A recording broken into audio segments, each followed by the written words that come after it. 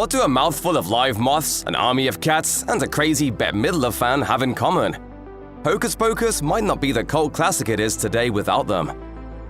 Although today he's one of the top actors in Hollywood, Leonardo DiCaprio was young and improving in the early 1990s. His first official movie credit came via Critters 3 in 1991, and he starred alongside Robert De Niro in his next feature film, 1993's This Boy's Life.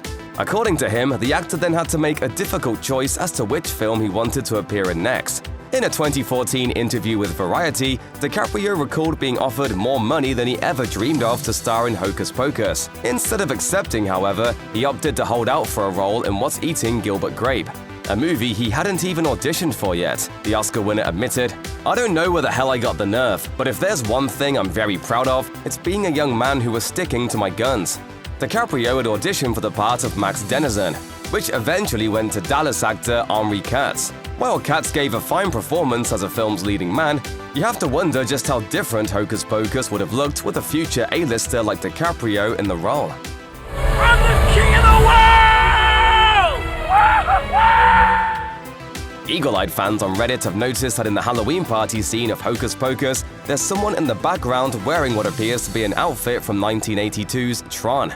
As it turns out, that man's costume is more authentic than you might realize. When speaking to Glamour, Mary Vogt, the costume designer for Hocus Pocus, admitted that she spent almost all the wardrobe budget creating the iconic looks of the Sanderson sisters and the zombified Billy Butcherson. This made for a particularly sticky situation when the script called for the denizens to attend a crowded Halloween party toward the end of the film, and Vogt had completely run out of money. So what did she do? Well, she took advantage of the fact that she was working on a Disney movie, raiding the Walt Disney costume department and selecting outfits from a slew of old Disney movies. The Emmy-nominated costume designer recalled, "I think that if you paid $5,000, you could have whatever you want. So I went through there and took everything that looked like a costume. No wonder so many of those Halloween outfits look so impressively genuine." There's a scene in Hocus Pocus when the zombified Billy Butcherson finally catches up to Max and the gang. But then, in a plot twist, sides with the children against his ex-lovers. You might recall that during this scene, Billy cuts open his sewn-up mouth and several moths fly out. Being that this was the 90s, the stunt was performed without the assistance of CGI. But you have to imagine that Doug Jones, the veteran physical maestro who brought Butcherson to life, wishes there was. In an interview with Bloody Disgusting, Tony Gardner, the makeup effects master behind Hocus Pocus, shared some photos and facts about the film's behind-the-scenes happenings, including that Jones actually had real moths in his mouth during that scene. Gardner explained that his team attached a latex pocket between the actor's upper and lower dentures, completely blocking his throat. And then came the moths. An animal wrangler would place several moths in the pocket with tweezers, under the supervision of a representative from the Humane Society. Jones himself vividly recalls the experience, telling E! News that he could feel the moths fluttering around inside his mouth. Making matters worse, a light burst on set while filming the first attempt, so Jones had to redo the entire process. In retrospect, Jones probably deserves an Academy Award for enjoying the moths not once, but twice.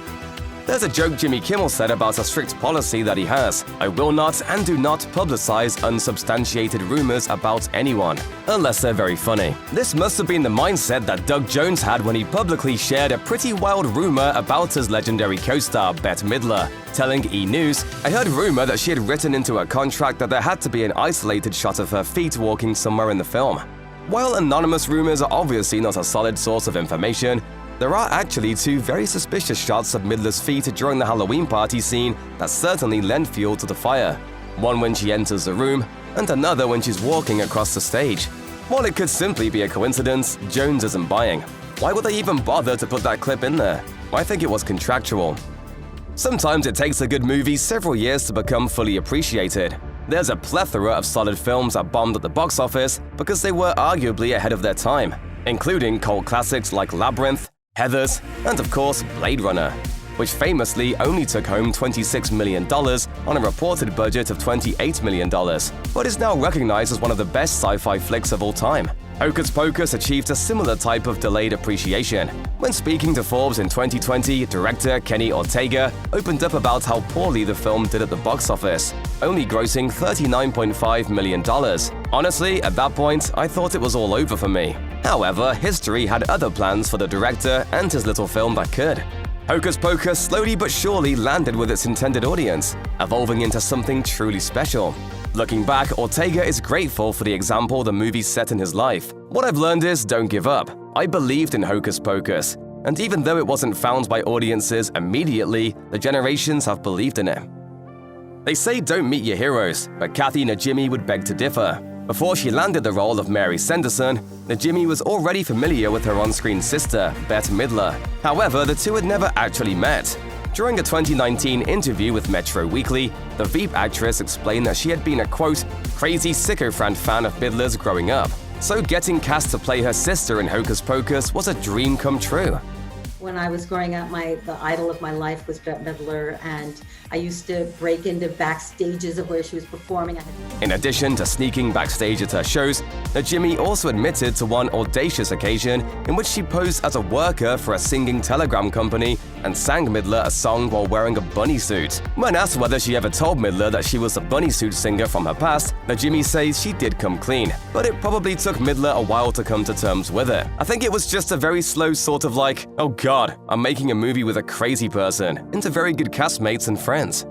While Hocus Pocus is obviously a fictional tale, the roots of witchcraft in early America are anything but. The Salem witch trials of 1692 are some of the most fascinating events in American history, albeit a grisly example of how intense paranoia can lead to mass chaos. Over the course of 7 months, over 200 people in the Puritan town of Salem, Massachusetts, were accused of witchcraft, ultimately resulting in 20 innocent people being murdered.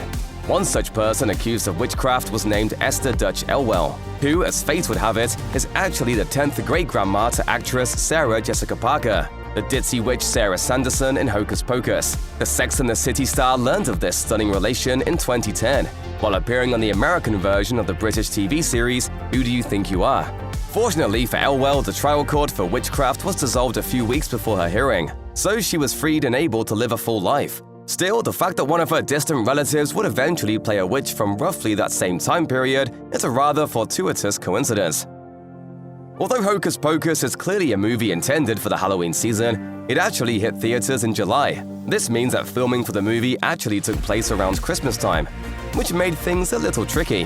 While some of Hocus Pocus was filmed at studios in California, some of the production did actually take place in Salem, Massachusetts for authenticity. Unfortunately, when the crew traveled to Salem, people were starting to put up their Christmas ornaments. While holiday cheer is great, this was for the wrong holiday. Thus, action had to be taken. So the filmmakers got out their checkbooks and began approaching the locals. Actor Tobias Jelinek told E! News, "They were having to pay them out block by block to take down all their decorations so we could get all the Halloween stuff." One of the scenes shot in LA is the one in which Max, Danny, and Allison celebrate having just bested the witches by dancing around in a park outside the school. Although there's nothing particularly special about this short scene, internet sleuths have discovered an unexpected cameo in the background. As it turns out, this scene was filmed at the old Warner Brothers ranch in Burbank, the exact same location where the iconic intro for Friends was shot. You can clearly see the fountain that Joey, Rachel, and the gang play around in behind Danny as she prances in the park. As entertaining as Hocus Pocus is, the journey of the screenplay behind the movie is arguably even more interesting. At the 2018 Midsummer Scream, some of the cast and crew members from Disney's fan-favorite Halloween flick reunited for the 25th anniversary of the film's release. One of the members on the panel was David Kirshner, the man credited with creating the story. Kirshner explained that it started as a bedtime story he would tell to his daughters. He eventually wrote it as a short story, and it got published in Muppet Magazine. Then, in 1986, the story was transformed into a screenplay, where it would sit in limbo for 8 years. Then Kirshner finally did sell the story to Disney. He reportedly brought in loads of Halloween decorations, including a giant bag chock full of candy corn, so that the executives smelled their childhood while he gave his pitch. Thackeray Binx, a young boy from the late 1600s, was cursed by Winifred Sanderson to live forever in the form of a black cat. Binx is one of the high points of the movie, periodically cracking jokes at Max's expense while watching over Danny as though she was his own sister. Take good care of Danny, Max. You'll never know how precious she is. According to Humane Hollywood, there were several different cats that played Binx throughout the movie, and the handlers chose which cat would appear in which scene based on their skills and personalities. American Humane was present throughout production, ensuring that no animals were harmed during filming. It's truly impressive what the crew was able to accomplish with animal actors.